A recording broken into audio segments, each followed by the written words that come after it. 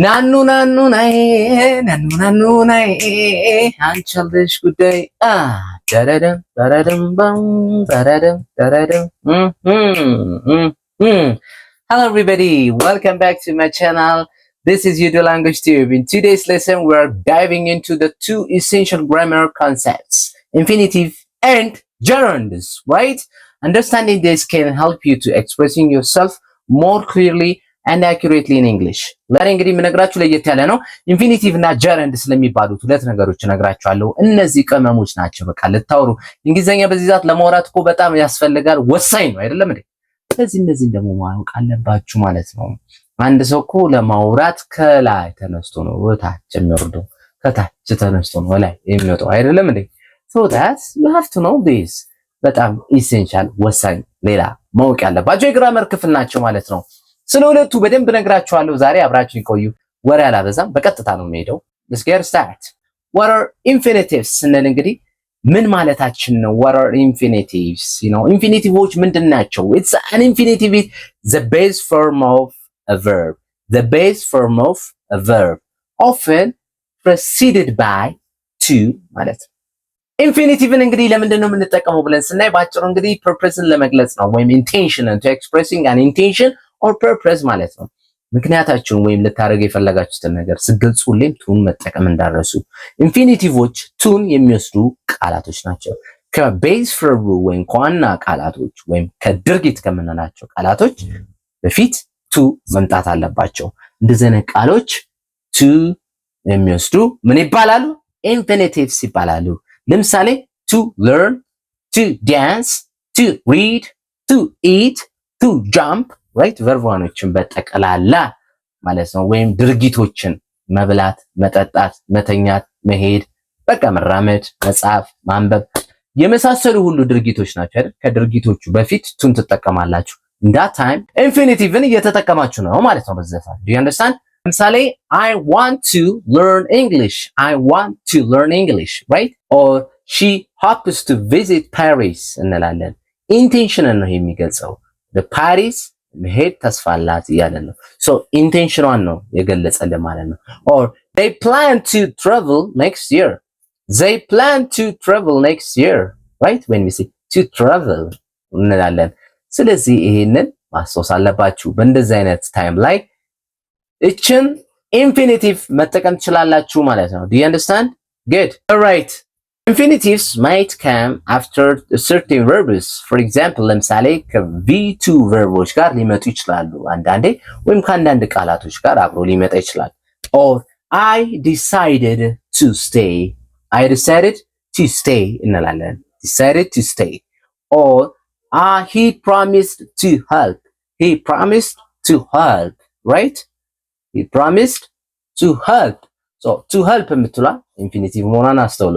we need to focus. we need to focus እንላለን ማለት ነው። exactly. so ከእንደዚህ አይነት certain ከሆኑ ቨርቦች ጋር ሊመጣ ይችላል ማለት ነው። ይህንን ማወቅ ያስፈልጋል ማለት ነው። እየገባችሁ እንደሆነ ተስፋ አለኝ። all right. ሌላኛው ደግሞ what are gerunds? gerunds የምንላቸው ምንድን ናቸው ነው። gerund is the ing form of the verb that functions as a noun, right? that functions as a noun.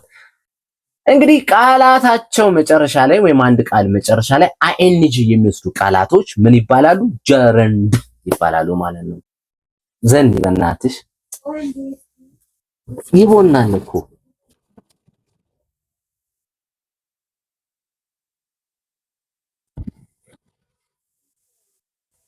የኔ ጌታ የኔ ጌታ የኔ ጌታ የኔ ጌታ የኔ ጌታ።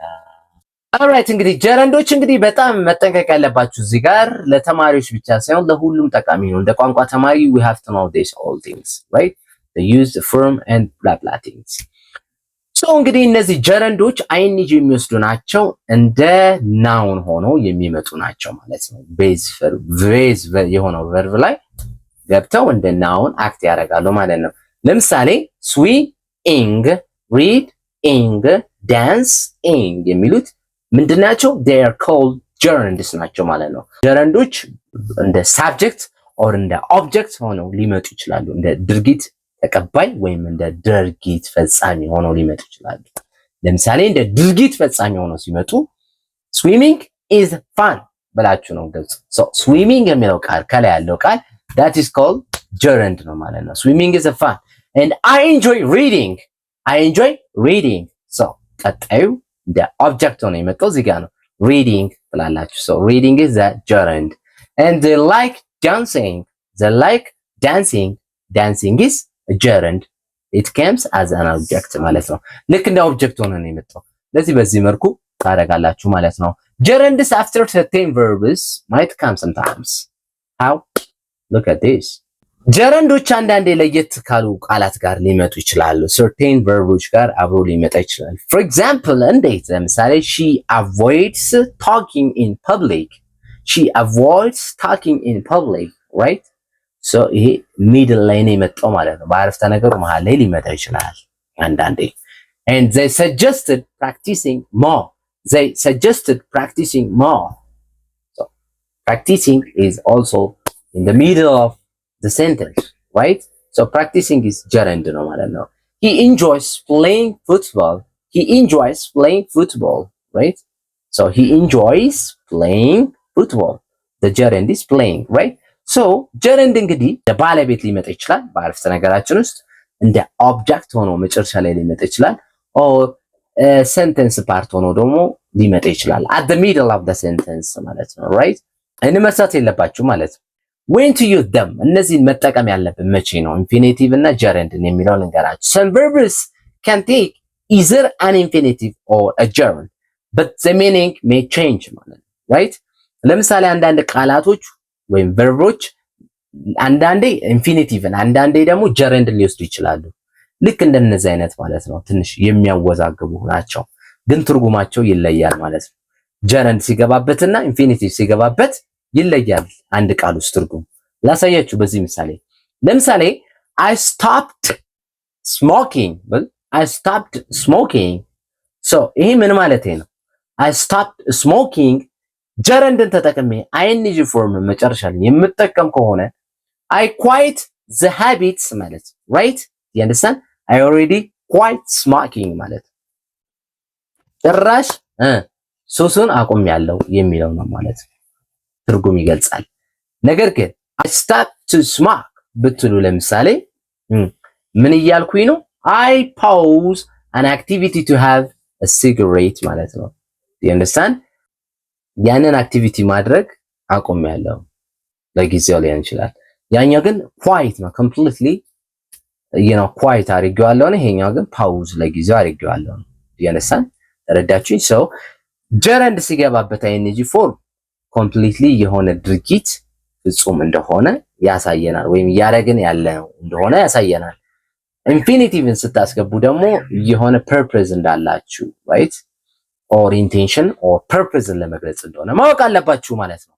በዚህ መልኩ ግልጽ ይመስለኛል right? nice እንግዲህ to sum up እዚህ ጋር ለመጠቅለል ያህል infinitives often express purpose or intention ብለናል። ኢንፊኒቲቭ ምን ለመግለጽ ነው? የሆነ ዓላማን ወይም ደግሞ ፍላጎትን ለመግለጽ ይጠቅማል ማለት ነው። gerund ደግሞ act more like noun እንደ noun ሆኖ ለማውራት እንደ ስም ሆኖ ለማውራት ይጠቅማል ማለት ነው። so mastering their use of enhance your speaking and writing skills. is that not? exactly ምንም ጥያቄ የለውም። እነሱን ማወቅ ጠቃሚ ነው ማለት ነው። ስለዚህ gerund እና ኢንፊኒቲቭ እንዳያደናግሯችሁ to ብለው ከቤዝ ቨርብ ጋር አብረው የሚመጡ ቃላቶች ምንድናቸው? they are called infinitive ይባላሉ። ከዋና ከቤዝ ቨርቡ ቀጥሎ ing ፎርም የሚወስደው ወይም ing ያለው ፎርሞች ደግሞ gerund ይባላሉ ማለት ነው። exactly so እነዚህን እንድታውቁ በዛሬው ለሰጀስት አድርጌያቸዋለሁ። alright እስቲ አሁን ደግሞ quick የሆነች ኤክሰርሳይዝ ልስጣችሁ። ሁለቱን እንዴት አድርጋችሁ እስቲ እንደለያችሁት እኔ fill in the blank with the correct form of infinitive or gerunds, right? the first one is I enjoy dash read in brackets read in parentheses read አለች so book in my free time የሚለው መልሱ ምንድነው? right? I will give you 3 seconds.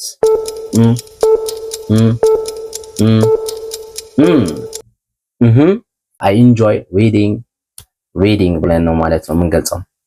alright የሁለተኛውስ she decided dash in bracket move to a new city. The answer will be what?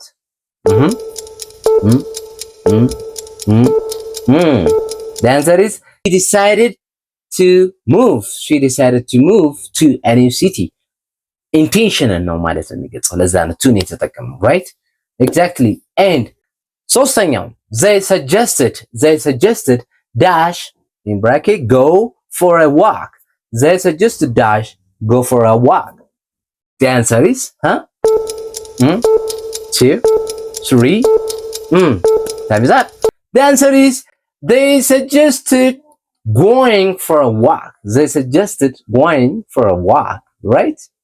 Because there is no intention here. They suggested going, just it is a noun ማለት ነው። They suggested going for a walk ማለት ነው። በዚህ በኩል መግለጽ እንችላለን ማለት ነው። so that's እንግዲህ እነዚህን ከመለሳችሁ ልክ ናችሁ ማለት ነው። you understand very well ማለት ይቻላል። ስለዚህ ኢንፊኒቲቭ እና ጀረንድ ልዩነታቸው ይሄንን ይመስላል ማለት ነው። if you found this lesson helpful, please don't forget to like and share and subscribe this channel. እዚህ ቻናል አዲስ ከሆናችሁ አሁኑኑ ሰብስክራይብ እና ላይክ አድርጉ። በቀጣይ አሪፍና ምርጥ ቪዲዮ እስክንገናኝ እስከዛው ባይ ባይ ቻው።